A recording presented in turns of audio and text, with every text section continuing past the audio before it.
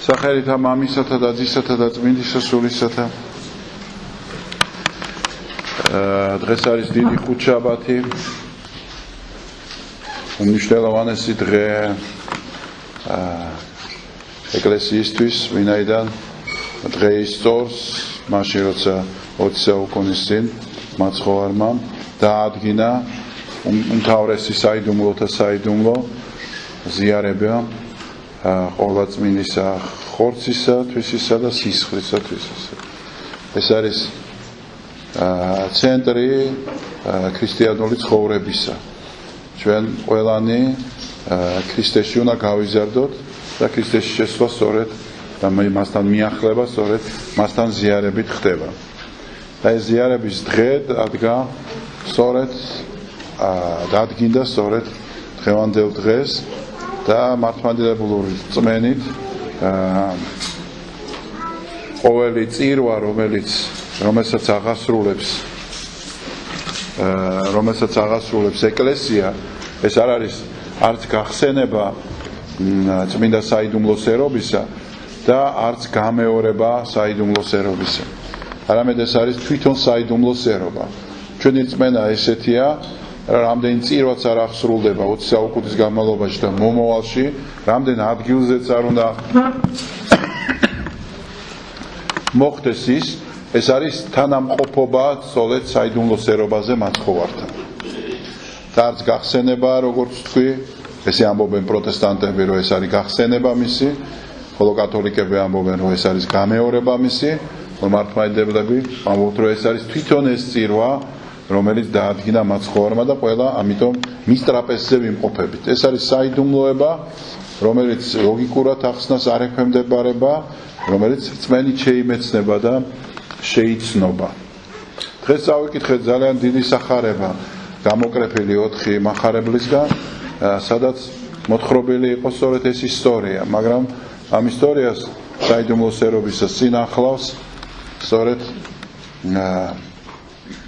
მირონის ცხება, ესე იგი ქალისგან მაცხოვარზე, რომელმაც დიდი საფასის ნელსაცხებელი იყიდა, მოიტანა და აი თავზე დაასხა მაცხოვარს და სხოვეს მირონი, რაზეც იუდა გაბრაზდა და თქვა, რომ ჯობდა გაგვეყიდა ეს და გლახაკებისთვის დაგვერიგებინაო, ხოლო მაცხოვარი პასუხობს, რომ გლახაკები მარადის თქვენთან არიან, ხოლო მე არა ვარ მარადის თქვენთან და გაუშვი მიუტევე, რათა გააკეთოს ეს საქმე, ვინაიდან ეს დაფლისა ჩემისათვის ქმნა მან. და სადაც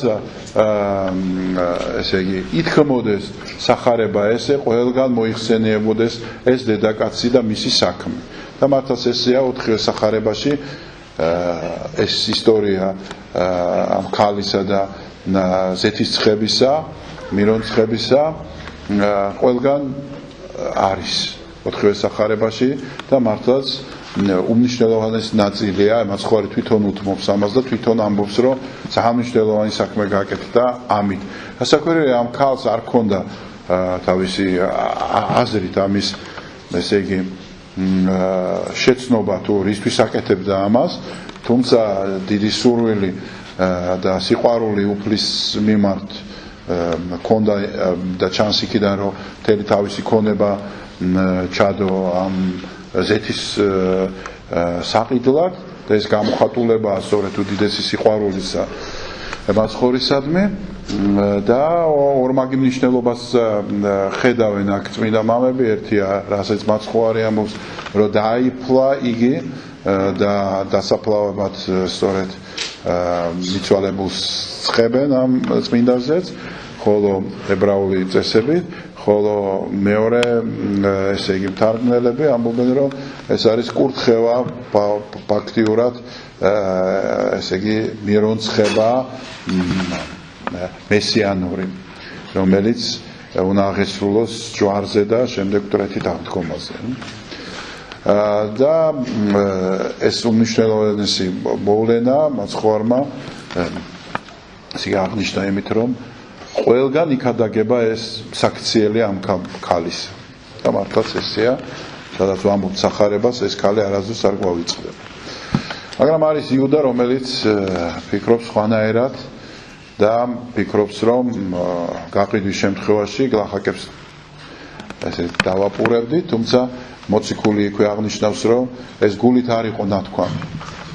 ეს მისგან არ იყო გულით ნათქვამი, ვინაიდან მას ყულაბა ებარა და იქიდან იპარავდა. ესე ამბობს მოციქული, რომ ის იყო მპარავი და გული მისი იყო სავსე აი ამ ბოროტი განზრახვებით.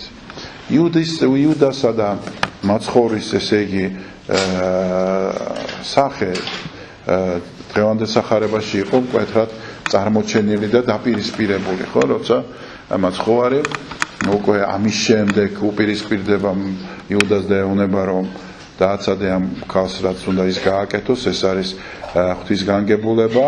შემდეგ ეუბნება, რომ 12-დან ერთი თქვენგანი გამყიდის მე, ანუ გამცემს მე, რაზეც იუდა ჩანს აქედან, რომ ზაკვარია, რომ ყველა მოციქულთან ერთად ისიც ეკითხება, მე ხო არა ვარ უფალო, მაშინ როცა უკვე გაყიდული ყავს მაცხოვარი და გაცემულია იგი და ესე იგი მზაკვრობს და მაცხოვარი ამაზე ეუბნება, რომ შენს თქვი და ეს ძალიან მნიშვნელოვანი სიტყვაა, იმიტომ რომ ამ სიტყვას მეორეჯერაც იმეორებს მაცხოვარი დღევანდელ სახარებაში, ეს არის სინოდრიანის წინაშე, როცა წარსდგება მაცხოვარი და ეუბნებიან, შენ ხარ ქრისტე? ეკითხებიან მას, რათა ბრალი დადონ, იქაც იგივეს ეუბნება, შენს თქვი. ანუ ეს ფაქტიურად შენი ნათქვამით, შენი სიტყვით განიკითხები შენ რასაც იტყვი, იმაზე აგებ პასუხს. ამის შემდეგ მაცხოვარი ესე იგი იუდას ექცევა როგორც მოწყალე მამაშვილს არ გაარჩევს მოციქულებისგან და ამ შანს უკანასკნელს აძლევს მასაც. ანუ გვახსოვს, რომ მაცხოვარი არდაქს ირყავს და ფეხებს ბანს მოციქულებს, სადაც ერთ-ერთი იუდაც არის და მასაც დაბანს. და შემდეგ კიდე უფრო ახლოს ის აზიარებს რა მოციქულებს, აზიარებს იუდასაც. ანუ ყველაფერს გაუკეთებს, ყველა შანსს აძლევს მაცხოვარი იმისას, რომ იუდამ გადაიფიქროს თავისი საქციელი და გონს მოვიდეს, მაგრამ ისევ მაცხოვარი სიტყვებს რომ მოусმინოთ, ის ამბობს, რომ არა ყოველივე თქვენგანი წმინდა არის, არამედ ერთი არის თქვენში სატანა და ლაპარაკობს იუდაზე. ანუ ეს და მისთვის ჯობია საერთოდ არ დაბადებულიყო იუდაზე. ანუ ლაპარაკია იმაზე, რომ იმდენად გაბოროტებული არის ადამიანის გული, რომ მას არაფერი აღარ ეკარება.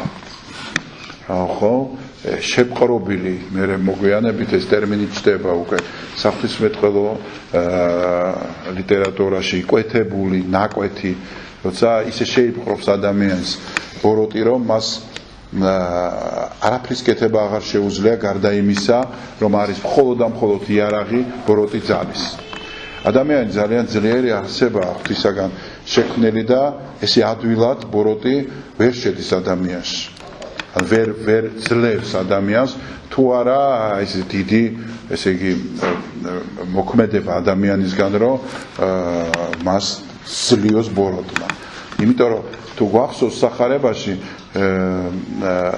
ბოროტი ეკითხება ადამიანისგან გამოსული ეშმაკების კოლტი მთელი, ხო, ლეგიონი ეკითხება მაცხოვარს, რომ შეიძლება თუ არა ღორში შევიდე.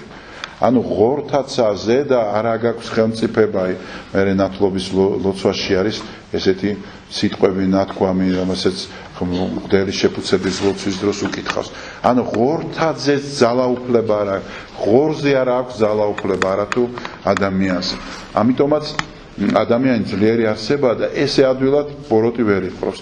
ანუ ძალიან უნდა დაუთმოს თავისი თავი ბოროტებას და მერე ისე ჩდება, რომ ისე იყინება გული, ისე იყინება გონება, რომ უკვე არის ესე ბრმა იარაღი ბოროტის.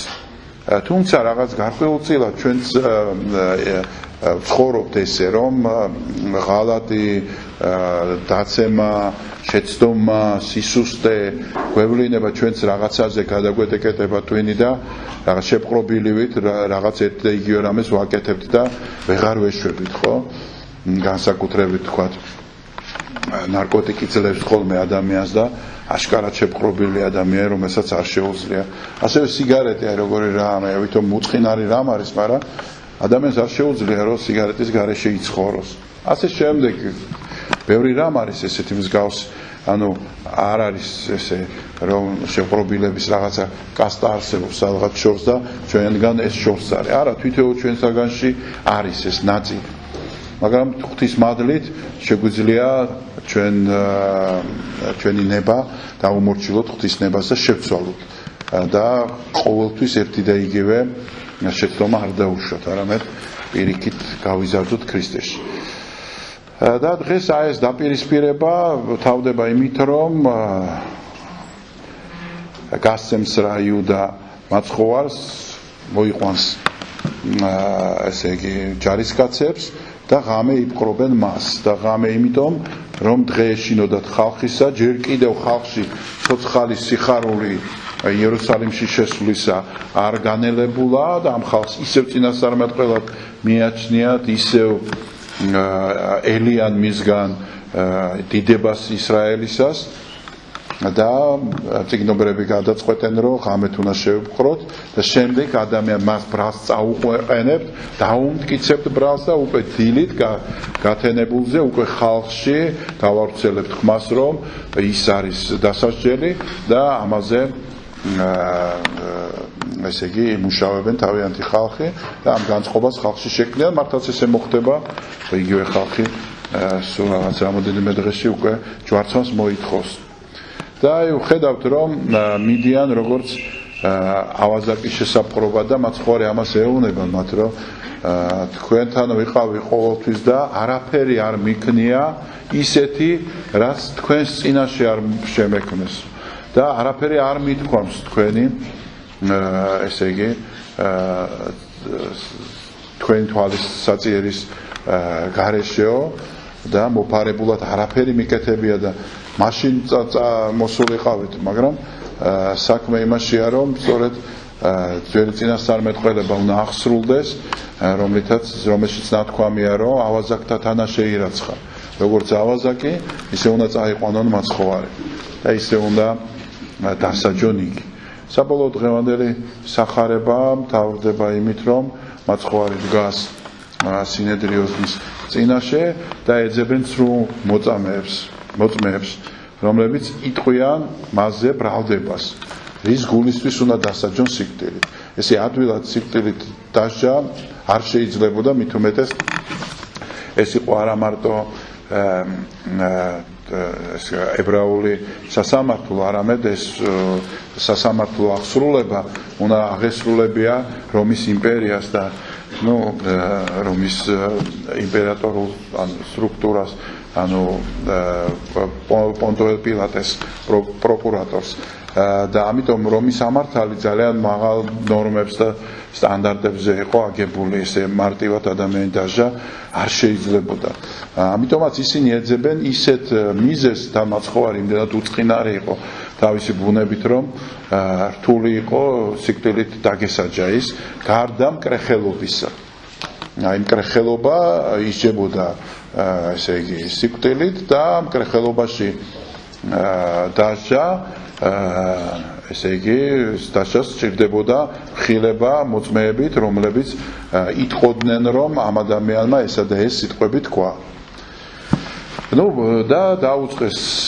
დაკითხვა გვახსოვს ღვთისმთავრები რომლებიც ეკითხებიან რომ შენ ხარ ქრისტე თუ არა გვითხარი ჩვენ რაზეც მათხოვარი ეუბნება რომ შენს თქვი და მეორე მღვდელმთავარი ეუბნება რომ გაფუცებს შენ ღმერთსა და ღმერთს დააფიცებს ანუ რომ თქვი ვინ ხარ შენ და აი მაშინ ამბობს მაცხოვარი რომ ესე იგი გაიხსნება და ძე კაცისა და ეს უძველეს წინასწარმეტყველებას წინასწარმეტყველების სიტყვებს ამბობს მაცხოვარი რომ ზეკაცისა დაჟეს მარჯვენით ღმრთისა და ანგელოზნი გარდამომვალიც ზეცით მიწაზე ესე იგი იქნება ესე იგი ცა და მიწა შეერთდება ანუ მესია ღმერთი ცათასასუფლებელი დადგება სამყაროში აი ეს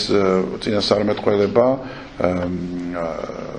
იყო მისთვის ესე იგი გამომხატველი მესიანური უძველესი რომელიც სწორედ მაცხოვარმა წარმოთქვა აქ სინედრიონის წინაშე და ეს ჩაითვალა მკრეხელობად ვინაიდან მან თავი ღმერთს გაუტოლა და ამის გამო ის მას მიუსაჯეს სიკვდილი იმის შემდეგ მრავალი საუკუნე გავიდა და სხვადასხვა დროს სხვადასხვა მიზეზებს ასახელებენ ხოლმე გაჩნდნენ სექტებიც კი და ესე იგი მიმდინარეობებიც რომლებიც ქრისტეს სხვადასხვანაირად უყურებენ არა ვიცი თუ ქრისტე რევოლუციონერი ვიცი ქრისტეს ნეობის მასწავლებელი მაგალითად აგერ უნიჭიერესი მწერალი ტოლსტოი არ აღიარებდა ქრისტეს ღვთაებრივ ბუნებას და ის ამბობდა რომ ის იყო უდიდესი პიროვნება რომელმაც ზნეობრივი კანონები შექმნა და დაწერა თავისი სახარება ტოლსტოიმ სადაც მაცხოვრის სასწაულები ამოიღო მთლიანად და აი ზებუნებრივი მისი ძალები და დატოვა მხოლოდ ზნეობრივი სწავლება მაცხოვარზე ასევე აგერ იეჰოველები არ აღიარებენ რომ ღმერთია ქრისტე და ასე ბევრი გნოსტიკური თუ არაგნოსტიკური ესე იგი სექტები და უბრალო ადამიანების გაგიგებათ ალბათ რომ რაღაცა თანამედროვე ცხოვრებაში არის ძალიან დიდი პოპულარული ესეთი დამოკიდებულება მაცხოვრისადმი ესე იგი მშვიდი, წყნარი, სიყვარულისეული რომ ის არის ძალიან დიდი პიროვნება, ძალიან დიდი ესე იგი სწავლება მოიტანა მართლაც მაცხოვარი, მაგრამ ის არის ერთ-ერთი მათგანი, ვინც დიდი გენიალური პიროვნებები იყვნენ კაცობრიობის ისტორიაში და მას აყენებენ ახლა ლეონარდო და ვინჩის გვერდით ან ვინმე სერვანტესის გვერდით ან ვიღაცა სოკრატეს ან არისტოტელეს გვერდით ან ბუდას გვერდით. მოკლედ ისეთ ადამიანების გვერდში აყენებენ, ვინცაც მართლა კაცობრიობის ისტორიაში რაღაცა მნიშვნელოვანი შეუქმნიათ. ღმერთად არ აღიარებენ და ის ვინც ღმერთად ქრისტეს არ აღიარებს, ის არ არის ელემენტარულად ქრისტიანი და მას არ შეიძლება რომ ქრისტესთან რაიმე კავშირი გქონდეს. იმიტომ რომ ერთადერთი ისთვისაც ჩვენ ქრისტე გვიყვარს იმისთვის რომ ის არის ღმერთი რომელიც კაცობრიობის გულისთვის თავისი ესე ქმნილების გულისთვის დებს თავს საოცარი ესე იგი მოქმედება ღმერთისა გაუგონარი აქამდეც და მერეც და ამიტომაც ძალიან მნიშვნელოვანია ის რომ მაცხოვარი ჯვარს აცვეს სწორედ იმიტომ რომ თავის თავს ღმერთად მოიხსენიებდა და ღმერთს უწოდებდა თავის თავს. სხვანაირი დამოკიდებულება მაცხოვრის არის სრულიად მიუღებელი. როგორც არ უნდა ლამაზი სიტყვებით ამკონის და რაც არ უნდა გენიალურად მოიხსენიონ, ის არის ან ღმერთი, ან არაფერი არ არის.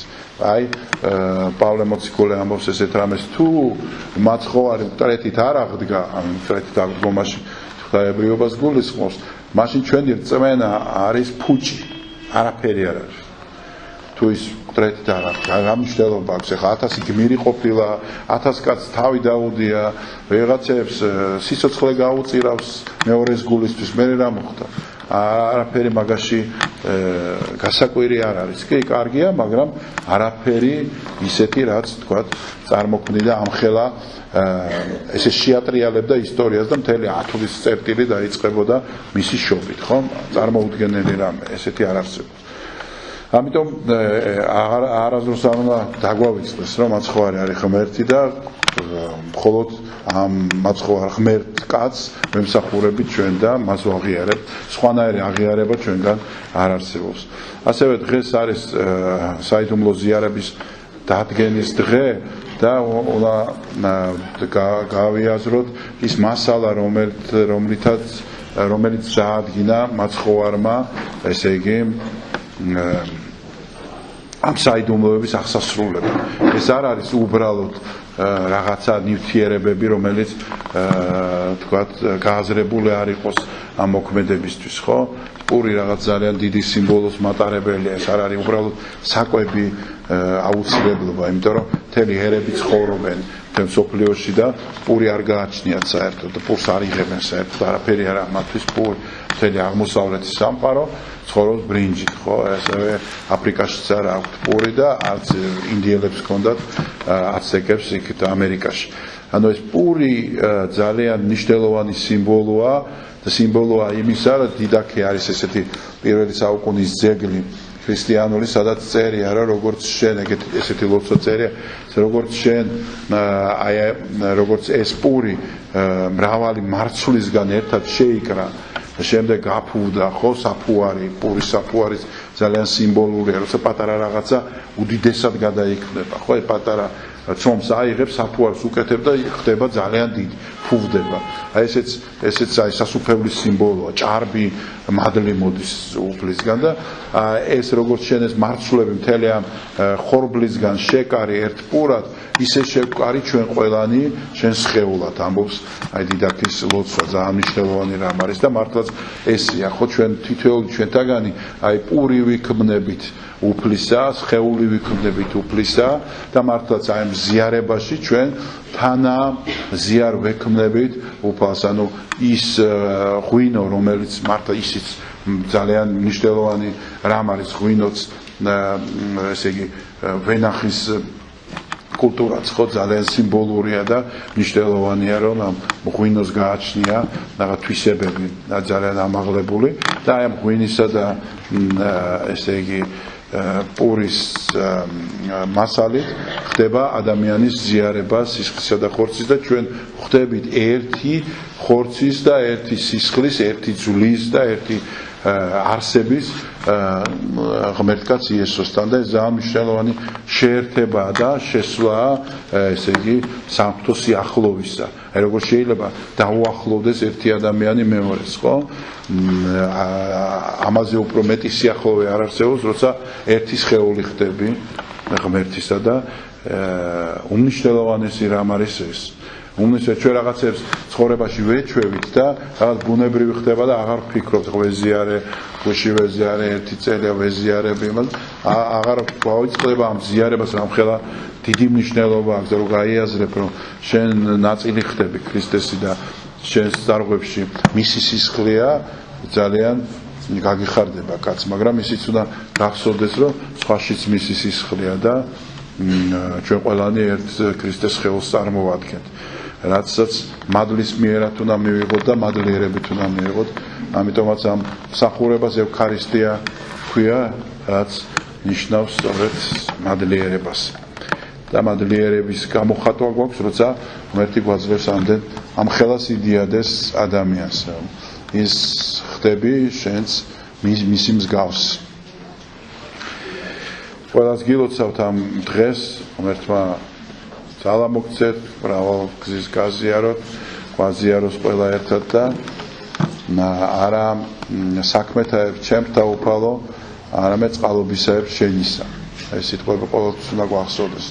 აი ეს როცა ხდება კურთხევა წმინდა პურისა და ღვინისა, იქ ვამბობთ ასეთ სიტყვებს, რომ არა სიმართლითა ჩემთაებ, არამედ და არც საქმეთაებ ჩემთაებ, არამედ წყალობითა შენი. აი საქმე არის წყალობა შენი და არა დამსახურებული ჯილდო.